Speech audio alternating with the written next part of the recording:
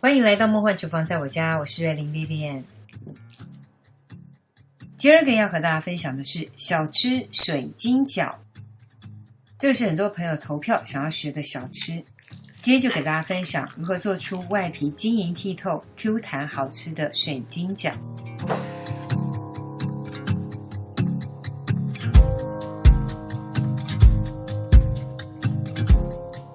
先来准备做内馅的材料，我用的是梅花绞肉300克，先把其中1/3，也就是100克的绞肉爆炒一下。这是客家肉馅独特的做法，先把部分绞肉跟酱料炒香，这也是梅纳反应的原理，炒过香气更好。绞肉炒至变色，香气四溢之后呢，加入糖，呛入酱油，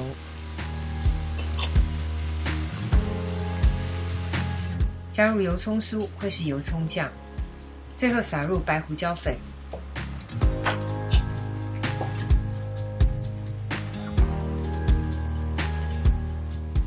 翻炒均匀之后呢，就可以关火放凉。稍微放温凉之后呢，就可以加入生的绞肉当中。用这种方法呢，拌的绞肉真的特别的香。然后顺着同一个方向搅打，打出蛋白质的粘性。除了口感好，也会比较好包。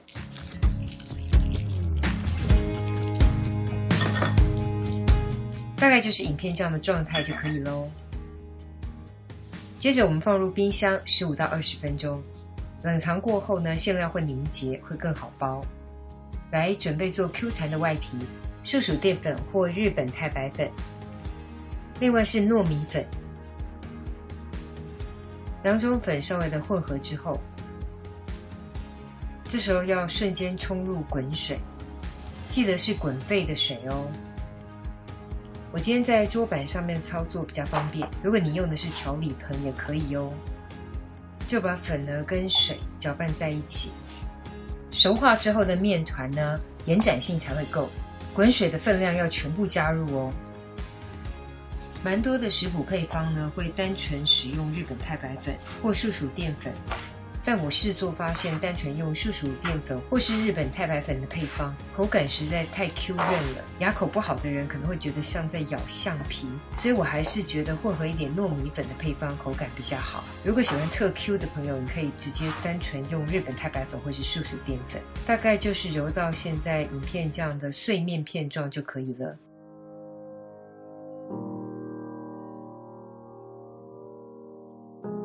接着我们加入配方中的油脂，普通食用油就可以。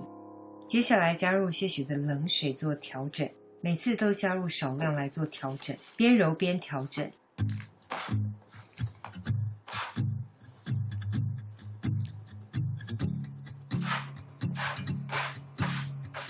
我这次总共加入了大概20cc 的冷水，大家还是要依据自己的面团状态做微调哦。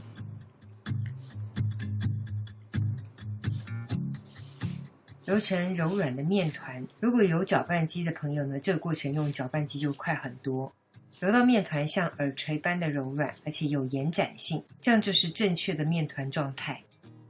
这样的面团会特别的好包。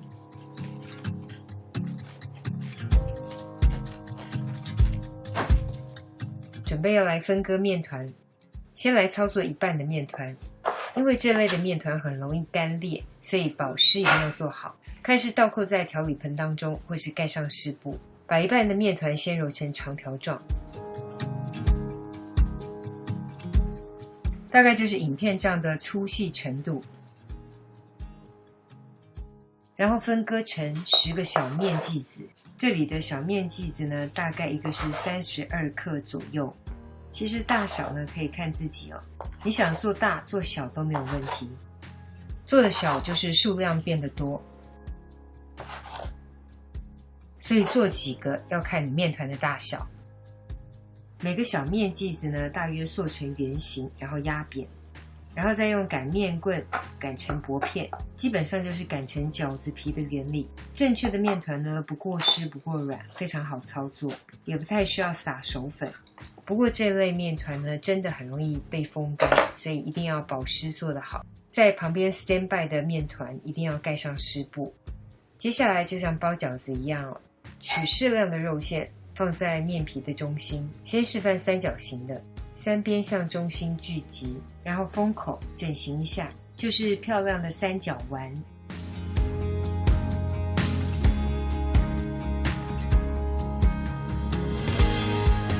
换一个角度再看一次，看得出来我在包什么图案吗？老实说，这集是由这家汽车公司赞助，但是他们没有付业配费，厂商记得下次要发给我。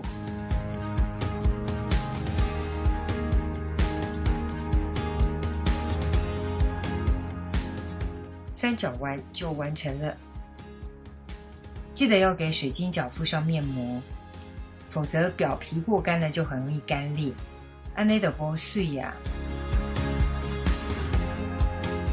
再来包另外一种形状的水晶饺，包法呢就完全跟水饺一样了，甚至连折子都不用，只要对折就可以。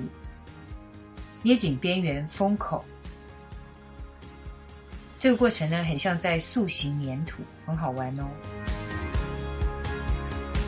有没有很漂亮？来宾请掌声鼓励一下。如果多做的水晶饺呢，比较没有办法冷冻，因为生的水晶饺皮很容易干裂，建议就全部煮起来，表面喷或涂上油，密封冷冻，就可以像丸子一样冷冻保存。现做现吃还是最好吃了。我们准备来煮水晶饺，开中大火煮滚一锅水，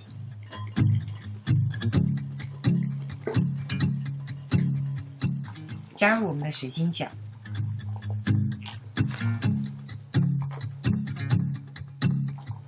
记得要用勺子搅动一下，避免粘底。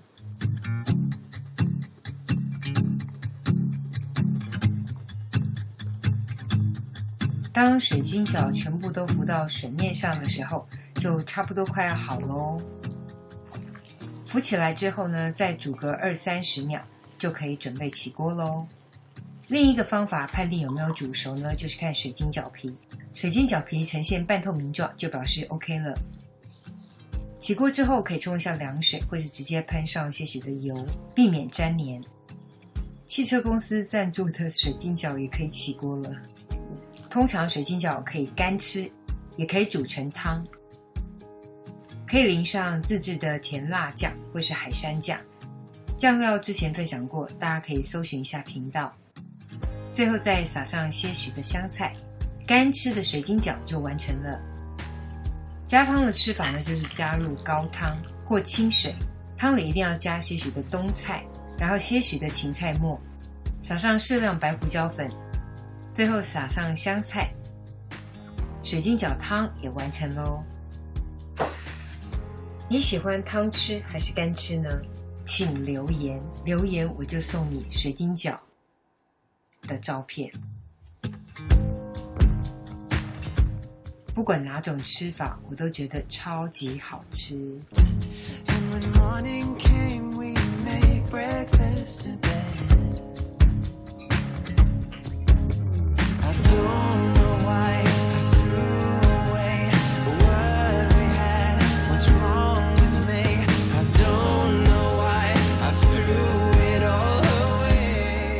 这个就今天的食谱分享咯，如果喜欢，别忘了按赞、留言、加分享。最新的食谱也欢迎订阅我的频道，更多的生活分享、好物推荐，欢迎加入我的 IG 跟 FB， 还有别忘了开启小铃铛，才不会错过最新影片哦。耶稣爱你，我也爱你，我们下次见，拜拜。